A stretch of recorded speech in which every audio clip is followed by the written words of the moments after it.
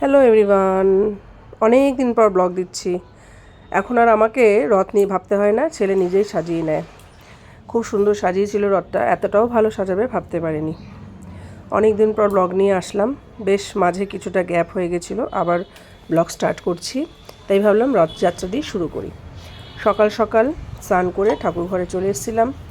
এখন দুব্ব তুলছি, দুব্বগুলো এত বাজে দেয় যে কি বলবো। আমার যা সুন্দর সুন্দর দুব্ব গাছ হয়েছে সেখান থেকে দুব্ব নিয়ে প্রতিদিন ঠাকুরকে পুজো দিই। ব্লগটা ছিল কালকে ছিল রথযাত্রা প্লাস বৃহস্পতিবারের পুজো, দুটো মিলিয়ে বেশ অনেকটা সময়েরই পুজো ছিল। দেখো জগন্নাথ দেবের পোশাক নিয়ে এসেছি, এবার একে একে স্নান করিয়ে সবাইকে দুধ স্নান করিয়ে মুছিয়ে সুন্দর করে সাজিয়ে দেবো। আমি না জগন্নাথ দেবের জন্য নীল রঙের অনেক ধুতি খুঁজেছি কিন্তু পাইনি, জানো তো, নীল রঙের ধুতিই পাইনি। কি করব, এই জন্য হলুদটাই নিয়ে আসলাম, যে হলুদটাই পরাই জগন্নাথ দেবকে, আর বলরামের জন্য সাদা, আর আমাদের সুভদ্রা দিদির জন্য একটা লাল রঙের ঘাগরা। কেমন লাগছে জানিও তিনজনকে, তাদের আজকে বিশিষ্ট স্পেশাল দিন। আর এই যে জগন্নাথ দেখলে, এই জগন্নাথ কিন্তু আমি পুরী থেকে নিয়ে এসেছি। এই জগন্নাথই আমরা প্রত্যেকবার রথে বসাই। আমার ছেলে যে রথটা টানে সেই রথে আমরা এই জগন্নাথকেই বসাই। এটা হচ্ছে আমরা পুরী থেকে নিয়ে এসেছিলাম। এবার একে একে সব ঠাকুরকে স্নান করে নিচ্ছি। সত্যি কথা বলতে দুধ স্নানটা আমি যখন কোনো স্পেশাল কোনো দিন থাকে ঠাকুরের, সেই দিনগুলোতে দুধ স্নান করানোর চেষ্টা করি। সবসময় তো সম্ভব হয়ে ওঠে না। দেখো আমার গোপু রেডি, আমার ছোটো গোপু রেডি, সবাই রেডি, লক্ষ্মী নারায়ণ সবাইকে এখন আমি স্নান করিয়ে নেব, নিয়ে সাজিয়ে গুছিয়ে পুজোটা দেবো। অনেকটাই সময় সাপেক্ষ। ঘরটা বসিয়ে দিলাম, এবার আরতি করব। এই ধুনো বা ধুনো কর্পূর দিয়ে আমি প্রত্যেক বৃহস্পতিবার দুপুরবেলায় যখন পুজো দিই, আবার সন্ধ্যেবেলায় যখন সন্ধ্যা দিই আরতি করি।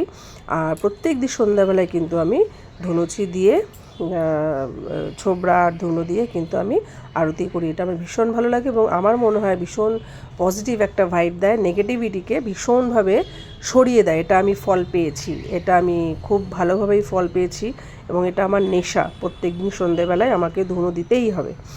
এই যে যা ভোগ দিচ্ছ, মিষ্টি ফল বাদ দিয়ে লুচি পায়েস আর খিচুড়ি হয়েছিল, সেটা কিন্তু আমি কোনোটাই বানাইনি। লুচি পায়েসটা আমার যা বানিয়েছিল সে দিয়েছিল। খিচুড়ি ভোগটা, একটু কাশি চলে আসলো। খিচুড়ি ভোগটা কিন্তু আমার পাশের বাড়ির দিদি দিয়েছিল। উনি যখনই ভোগ বানায় তখনই আমার ঠাকুরকে ভোগটা দেয়। তারপরে চলে গেলাম বিকেলে রথ টানার জন্য।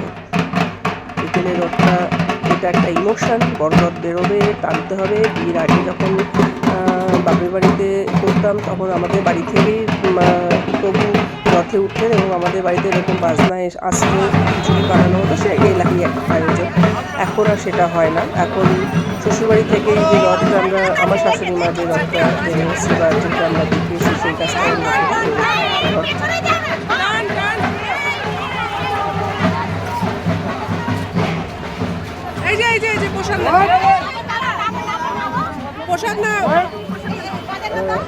টানি রথটা। তারপরে সন্ধ্যেবেলা বাচ্চারা এই যে রথ নিয়ে বেরিয়েছে। আগে অনেকে বেরোতো, দাদারা সবাই বেরোতো, এখন তারা বড় হয়ে গেছে বলে এখন এরা দুজন এসে ঠেকেছে।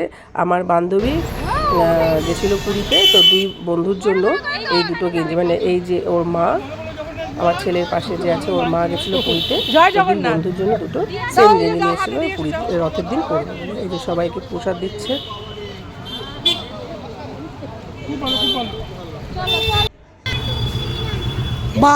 এই যে সবাইকে এখানে প্রসাদ দেওয়া হচ্ছে। এটাই ওদের মজা। ওদের এই মজাগুলো দেখলে নিজেদের ছোটোবেলার কথা মনে পড়ে যায়।